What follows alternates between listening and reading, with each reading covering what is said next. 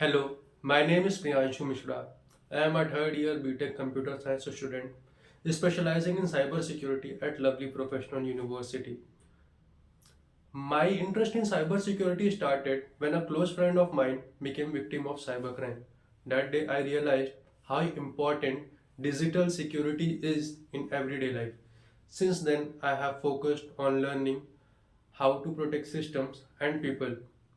I have been building my foundation on computer networks, operating system, web application security, and Android security. To gain practical experience, I actively use platforms like TryHackMe, HackTheBox, and Portsfigure.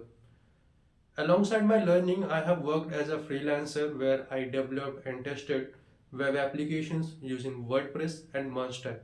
This helped me understand how real world hosting works, what are the client requirements, and what are the common security misconfigurations.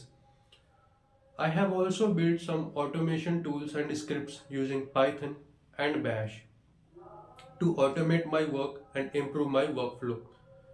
I also document all my learnings and all my journey of cybersecurity through my blogs on my website cyberwithpriyanshu.live.